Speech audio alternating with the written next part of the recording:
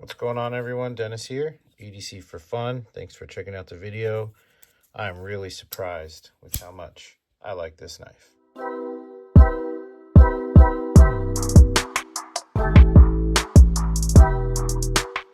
This is the Oknife Parrot, sent to me by my friend Adam over at Alpha Romeo 15, and this was a gift to the channel for me to use and test and share my thoughts on with you guys. And hopefully you've been following my shorts and you've seen this guy tearing up some cardboard as well as some hose slice testing. And this thing is a chunky little beast. Out of the box, I wasn't sure if I was going to like it. The aesthetic is not something I really gravitate towards. So we're going to talk about some things that I like about it, some things that I don't like about it, and just give you my feedback on the Oknife Parrot. Before I do that, I want to show you guys something really cool. Check this out. My son made it. This is his Lego flipper. Look at the action. That's sweet. He's got these stickers on here, and he's even got these pieces here for comfort, for ergos. The ergos are sick. Reverse flick action. So that's that one. And then my youngest son made this one. This one's gravity only. It's got the speed holes on there. So I just wanted to show you guys those. My oldest son, when he was about the age of my middle son, actually, yeah, right around there, he actually made me a flashlight out of Legos that actually worked and everything. It was pretty slick, but sadly that's not around anymore.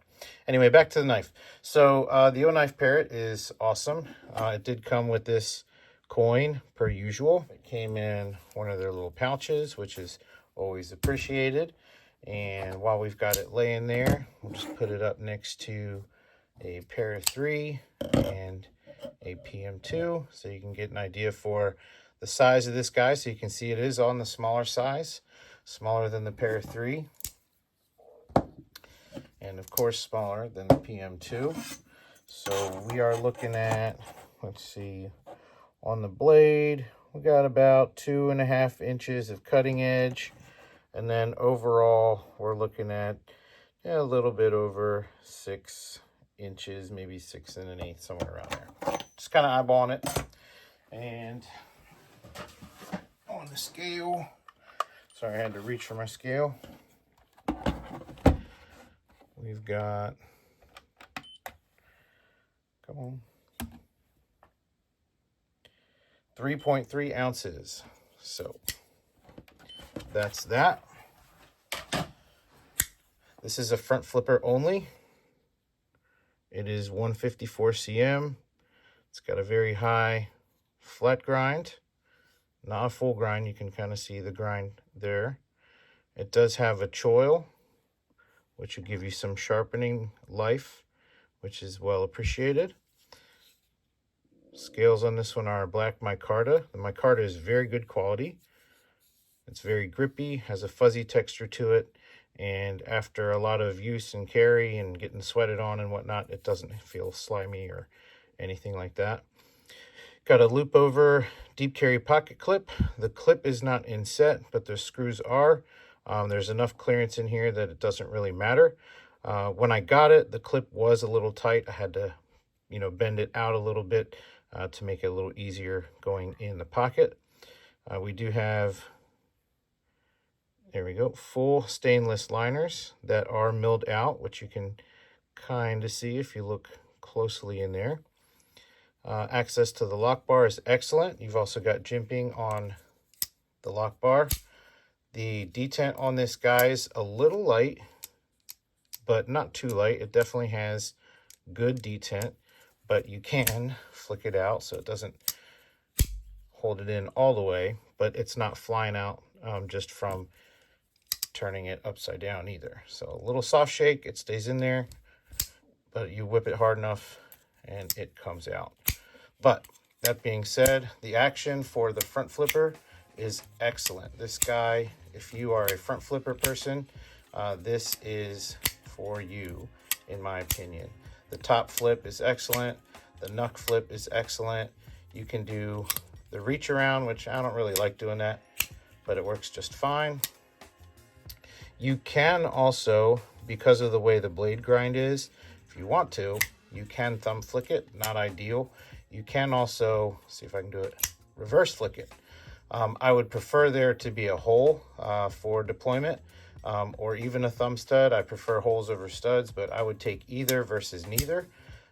So there's that. The hardware on this guy, I believe, let's see, I forgot what it was. I think it's T8. Yeah, T8 on the pivot, T8 on the body screws, but I'm pretty sure it's T6 on, yeah, the clip. So say that again. So we're T6 on the clip, T8 on the body screw, T8 on the pivot. So I definitely like that the body screws are T8. It's a very simple construction. Got a couple back barrel spacers. You've got the full liners, and this guy's, you know, easy to take apart and maintain. So the size and weight, I think, is actually pretty good for everyday carry. It's small enough that it stays out of the way, but big enough that it actually has decent ergonomics on it. You can, if you wanted to choke up on it, you could. Oh, you know what? I didn't measure the inner grip. We're going to go from where this hump is basically to the butt of the knife, and we're looking at about 3 inches on the inner grip. So it's definitely on the small side, but with that choil, even though there's no guard, if you wanted to choke up, you could. Just got to be really careful because you're going to be right on the blade. That does put your thumb all the way up here, which feels nice on the spine that is curved. It is not crowned or anything like that. There is some jimping, but the jimping stops back here. It's a very fine kind of a jimping, so if you're holding it back here, it works good enough. But if you do go in that choked up spot, there is, you know, no jimping up there, which is fine. But back to the ergos. In this choked up position, I'm actually not much of a fan because of the way this hump lands where my ring finger is. I actually prefer it back here. And I can, even though my pinky's hanging off, with this being a tall kind of a blade, or not blade, a tall kind of a handle, we're looking at, you know, 1 3/8 from back here to here, pretty much. That does give you enough to really purchase on. And so when you're, you know, going through, pushing through cardboard, or, you know, like the hose test, or, you know, whatever medium you're cutting through, if you have to grab it in that hammer grip like that, it is absolutely secure in there. There are a couple hot spots with this, you know, duckbill clip, but, you know, I'm not a big nitpicky person when it comes to hot spots, because the reality is you're generally not squeezing your knife for, you know, dear life for long periods of time. So with that not being the most comfortable thing, you know, it is a thing, but it ain't a deal breaker. So not really a big deal. The 154 cm steel is good to go. One of my favorite, you know, overall kind of steels, basically 440C with more molybdenum. So that gives it a little bit of more hardness, better edge retention, but it's still, you know, relatively easy to sharpen. And speaking of which, I have not sharpened this. This is still the factory edge, and I think they did an excellent job on the factory edge. If I remember from the other Oknife models that I looked at, I'm pretty sure, is it Kubi or Kaiser? Kubi, I think, is the one who's OEMing these, and they're doing a great job overall. But yeah, back to the edge. The bevels are nice and even. The grind is nice and even, and it's held up really nicely. So I've gone through a ton of material, and, you know, it's still sharp. So yeah, this is a knife that I wasn't expecting to like as much as I do, but in pocket and in use, it is very functional. It's also very fidgety, which is important to me. So if that's important to you, this might be something that you want to check out. I am probably either going to add thumb studs or just go ahead and cut a hole in there. But either way, I'd like to have an additional deployment, because as much as I like the front flipper, I still also like the reverse flick. And even though I'm able to do it on camera, when I'm sitting there fidgeting with it, I can't actually do it every time. So I'd prefer to have that secondary deployment there, whether it's a hole or a stud, but just something to get that, you know, more consistent. So anyway, with that being said, guys, this is one, you know, worth checking out. It's, you know, I'm pretty sure it's sub $100, probably around the $80 mark. That's where a lot of the Oknife stuff is. But if I'm wrong, sorry, just look it up. You've got Google. So anyway, I want to thank you guys for watching, and I hope you have a fantastic day. God bless you guys. See ya.